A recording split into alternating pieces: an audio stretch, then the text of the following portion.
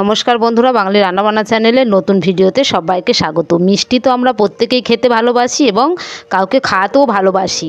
তা যদি হয় নিজে হাতে বানানো মিষ্টি তাহলে তো কোনো কথাই নেই। তাই আজ আমি বানিয়ে দেখাবো রাঙা আলুর পান্তুয়া, যা এতটাই নরম হয় খেতে এবং একদম দোকানের মতন।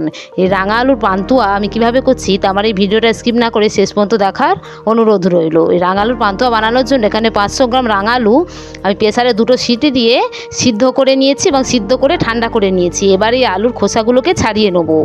আলু অবশ্যই ঠান্ডা করে তারপরে একে ব্যবহার করতে হবে। সমস্ত আলুর খোসাগুলোকে আমি একইভাবে ছাড়িয়ে নিচ্ছি। খোসাগুলো তুলে বাদ দিয়ে দিলাম। এবারে আলুগুলোকে আমি হাত দিয়ে মেখে নেব। হাত দিয়ে বা গ্রেড মেশিনে এটা গ্রেড করেও করা যেতে পারে। ভালোভাবে মেখে নিতে হবে, এমনভাবে মাখতে হবে যেন আলুর ভেতরে গোটা গোটা ভাব না থাকে। সমস্ত আলুটাকেই ভালোভাবে মেখে নিতে হবে। ভালোভাবে মাখা হয়ে গিয়েছে।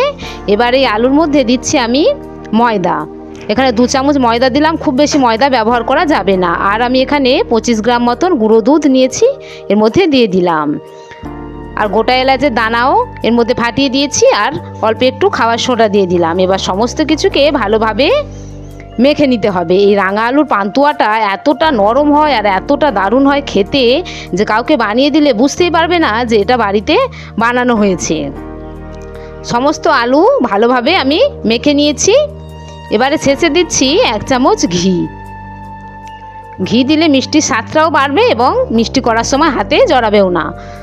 ভালোভাবে ঘি দিয়ে আবার রাঙালুটাকে মেখে নিচ্ছি। এরকম নতুন নতুন রেসিপি পেতে যদি আমার চ্যানেলে নতুন হয়ে থাকেন তাহলে চ্যানেলটিকে একটা লাইক সাবস্ক্রাইব করে রাখবেন, তাহলে পরবর্তী নতুন ভিডিও সহজে আপনাদের কাছে পৌঁছে যাবে।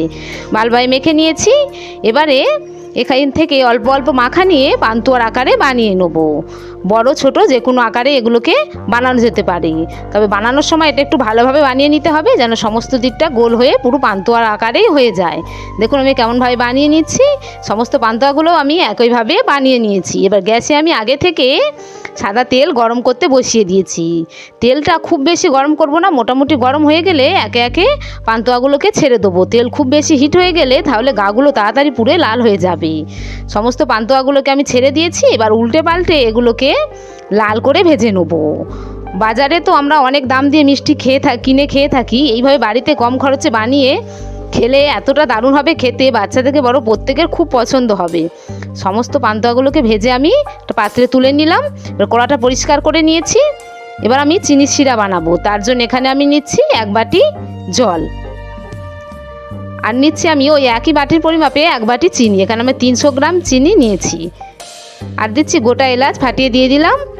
এবারে চিনির শিরাটাকে ভালোভাবে জাল দিয়ে নেব। বিভিন্ন রকমের মিষ্টি তো আমরা খেয়ে থাকি, কিন্তু এইভাবে রাঙালুর পান্তুয়া বানালে খুবই সুন্দর হয় খেতে এবং খুব নরম। ভালোভাবে চিনির শিরাটাকে জাল দিয়ে নিয়েছি। এবার ভেজে রাখা পান্তুয়াগুলোকে আমি এর মধ্যে দিয়ে দেবো। দিয়ে মিনিট 3 এইভাবে ফুটিয়ে নেব। খুব বেশি ফোটানো যাবে না, কেননা এগুলো খুব নরম হয়। খুব বেশি ফোটালে তাহলে তোলা যাবে না, এগুলো ভেঙে যেতে পারে। 2 থেকে 3 মিনিট এইভাবে ফুটিয়ে নেব। নিয়ে গ্যাসটাকে বন্ধ করে ঢাকা দিয়ে আরও 2-3 মিনিট এইভাবে রেখে দেবো।